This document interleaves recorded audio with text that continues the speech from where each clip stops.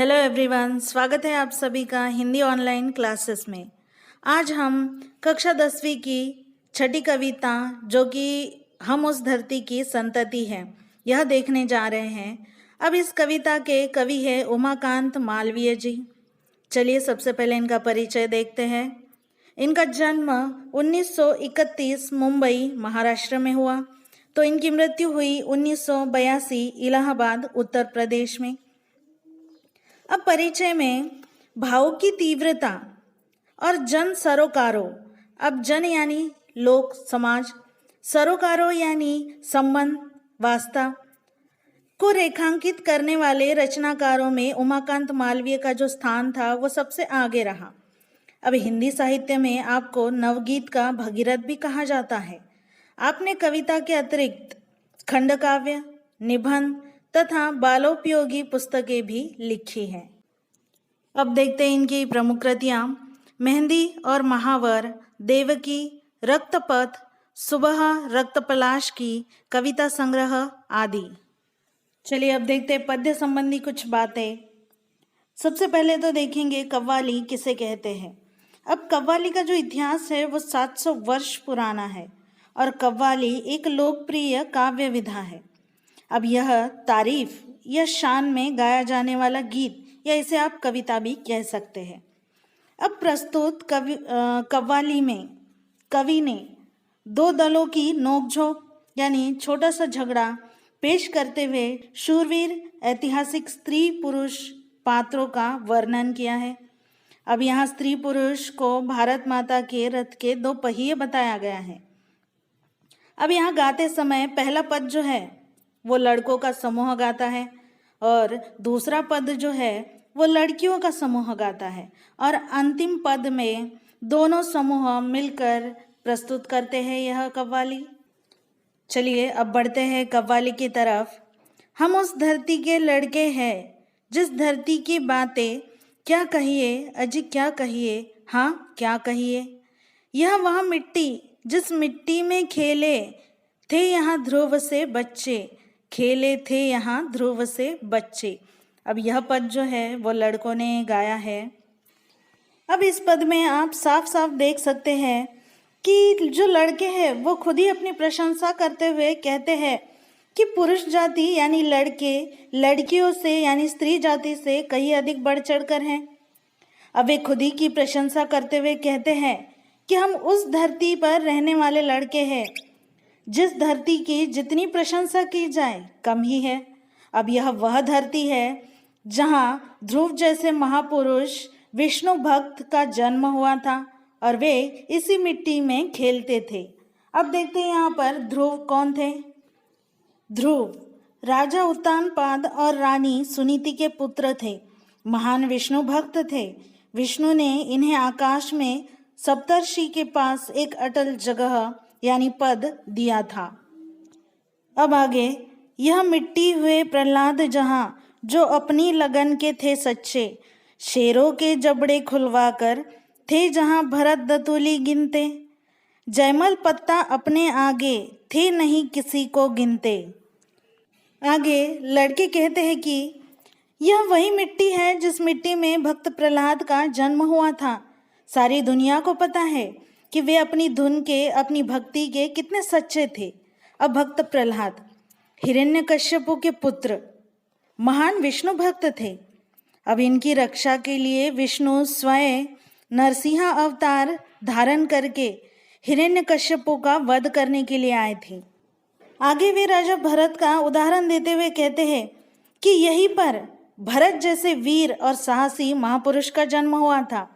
अब वे इतने निडर थे कि शेरों के मुंह खुलवाकर उनके दांत गिना करते थे। अब भरत दुष्यंत एवं शकुंतला के पुत्र, अब इनके नाम पर ही तो हमारे भारत देश का नाम भारत पड़ा। अब लड़के और खुद को बड़ा साबित करने के लिए, श्रेष्ठ समझ बताने के लिए वे जयमल और पत्ता का उदाहरण देते हैं। जयमल और पत्ता जैसे वीर पुरुष इसी मिट्टी में पैदा हुए थे जो अपने जैसा वीर किसी को नहीं समझते थे। अब जयमल और पत्ता दोनों महान शूरवीर योद्धा थे। अब उन्होंने चित्तौड़ पर जब अकबर ने आक्रमण किया था तो उसी हमले का बड़ी ही बहादुरी से उन्होंने सामना किया था। अब आगे की पंक्तियाँ। इस कारण हम तुमसे बढ़कर हम सबके आगे चुप रहिए, अजी चुप रहिए, हाँ चुप रहिए, हम उस धरती के लड़के हैं। आखिर में लड़के इस तरह अलग अलग शूरवीर और महापुरुषों का उदाहरण देते हुए लड़के लड़कियों को नीचा दिखाते हुए कहते हैं कि इन सभी कारणों के कारण हम तुम लोगों से कहीं अधिक बढ़कर हैं, श्रेष्ठ हैं, इसलिए तुम सब लड़कियां हमारा सामना कभी कर ही नहीं सकती। अब इसीलिए हमारे सामने तुम अपना मुंह बंद ही रखो, कुछ बोलने की कोशिश भी मत करना। अब लड़कों के ऐसे ऐसे तर्कों को सुनकर और उनकी बातें सुनकर लड़कियों का जवाब देना तो जाहिर सी बात थी।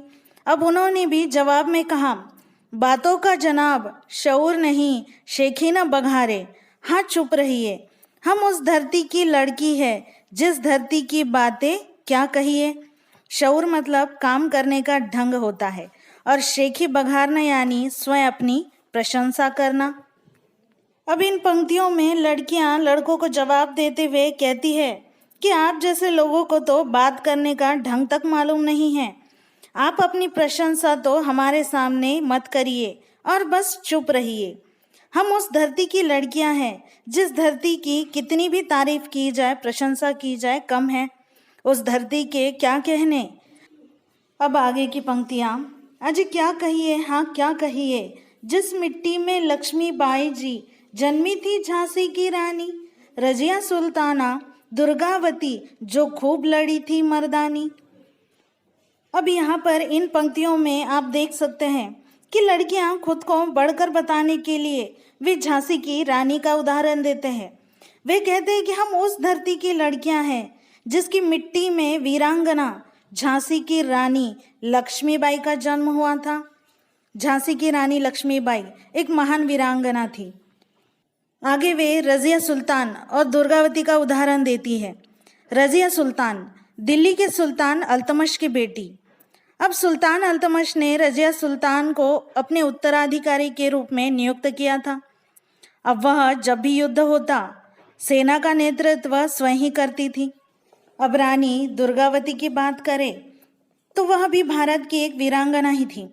उनका जन्म प्रसिद्ध चंदेल राजा किरत राय के परिवार में हुआ था। वे गोंडवाना राज्य की रानी थी। इसीलिए अब लड़कियां भी कहती है कि दुर्गावती और रजिया सुल्ताना जैसी मर्दानी वीरांगनाओं का भी जन्म इसी मिट्टी में हुआ। अब इन्होंने लड़ाई के मैदान में अपना अद्भुत साहस और पराक्रम दिखाया था। अब हम उसी धरती की लड़कियां हैं। आगे की पंक्तियां। जन्मी थी बीबी चांद जहां पद्मिनी के जौहर की ज्वाला, सीता सावित्री की धरती जन्मी ऐसी ऐसी बाला, गर डिंग जनाब उड़ाएंगे तो मजबूरन ताने सहिए, ताने सहिए, ताने सहिए, हम उस धरती की लड़की हैं। अब यहाँ पर जौहर एक शब्द आया है। जौहर एक प्राचीन प्रथा है जो कि राजस्थान में प्रचलित हुआ करती थी। अब इस प्रथा में स्त्रियां शत्रुओं के आक्रमण से अपने स्वाभिमान को बचाने के लिए, अपने स्वाभिमान की रक्षा करने के लिए आग में कूदकर अपने प्राणों को त्याग देती थी, यानी अपनी जान दे देती थी। और दूसरा डिंग मारना यानी बड़ी बड़ी बातें करना। चलिए अब अर्थ देखते हैं।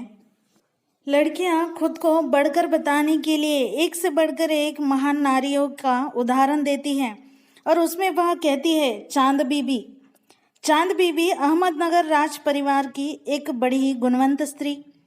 अब मुगलों ने जब निज़ाम शाही की राजधानी अहमदनगर पर आक्रमण किया था तो चांद बीबी ने बड़ी बहादुरी से किले पर उनका सामना किया था, लेकिन सरदारों के षड्यंत्र के कारण वह मारी गई। किंतु एक स्त्री होकर भी उनका साहस जो था वह अद्भुत था, देखने लायक था। अब आगे वह पद्मावती का उदाहरण देती है। पद्मिनी चित्तौड़ के राजा रतन सिंह की पत्नी। अब अपनी सुंदरता के लिए बड़ी विख्यात थी। दिल्ली के सुल्तान अलाउद्दीन खिलजी ने उनकी सुंदरता के बारे में सुनकर चित्तौड़ पर आक्रमण कर दिया था। अब राजपूत बहादुरों ने मरते दम तक उसका सामना किया, लेकिन अंत में वीरांगना पद्मावती ने अन्य राजपूत स्त्रियों के साथ किले में जौहर कर लिया और अपने स्वाभिमान को बचाने में वो सफल हुई। फिर वह सीता जी का उदाहरण देती है। सीता जनक की कन्या, इन्हें वैदेही, जानकी आदि नामों से भी जाना जाता है, प्रभु श्री राम की पत्नी। उसी के साथ वह सावित्री का भी उदाहरण देती है। सावित्री जो कि सत्यवान की पत्नी, राजा अश्वपति की कन्या। आप तो जानते ही है कि इन्होंने ही यम से उनके पति के प्राण यानी सत्यवान के प्राण छुड़ाए थे। आखिर में लड़कियां यही कहती है कि चाहे चांद बीबी जैसी वीरांगना हो या जौहर की ज्वाला में हंसते हंसते कूद जाने वाली महान नारी पद्मिनी हो या फिर सीता हो या सावित्री हो, इन जैसी महान नारियों का जन्म इसी धरती पर हुआ है। यदि आप लड़के अपने श्रेष्ठ होने की बड़ी बड़ी बातें करेंगे तो फिर आप लोगों को हमारे ताने भी सुनने ही पड़ेंगे। याद रखिए, जहाँ पर इन नारियों का जन्म हुआ है उसी धरती पर हमारा भी जन्म हुआ है, हम भी उसी धरती की लड़कियां हैं। अब बढ़ते हैं कव्वाली के आखिरी पद की तरफ। यो आप खफा क्यों होती है, टंटा काहे का आपस में, हमसे तुम या तुमसे हम, बढ़ चढ़कर क्या रखा है इसमें, झगड़े से न कुछ हासिल होगा, रख देंगे बातें उलझा के, बस बात पते की इतनी है, ध्रुव या रजियां भारत माँ के, भारत माता के रथ के है हम दोनों ही दो दो पहिए, अजी दो पहिए हाँ दो पहिए, हम उस धरती की संतति है। अब इस आखिरी पद में लड़के जब लड़कियों का जवाब सुनते हैं तो वे समझदारी दिखाते हुए कहते हैं कि हमारी बातों पर आप इस तरह से नाराज ना होइए, इसमें आपस में झगड़ा करने वाली कोई बात नहीं है। इस बात में क्या रखा है कि हमसे बढ़कर आप लोग हैं या आप लोगों से बढ़कर हम हैं। अब इस तरह की बातें तो बस हमें आपस में उलझा कर रख देंगी और इसमें से कोई फायदा भी नहीं होगा, ना आपको ना हमें। सच बात तो यह है कि ध्रुव या फिर रजिया दोनों ही इसी धरती की, इसी भारत माँ की संतान हैं और हम लोग भारत माता के रथ के दो पहिए हैं। स्त्री पुरुष एक समान हैं, हम लोग भी इसी भारत माँ की, इस धरती की संतान ही तो हैं। और इस तरह कव्वाली में चल रही यह छोटी सी और प्यारी सी नोकझोंक यहीं पर समाप्त हो जाती, वो भी इस तरह से। तो चलिए हम भी यहाँ पर रुकते हैं। आज के लिए इतना ही। धन्यवाद।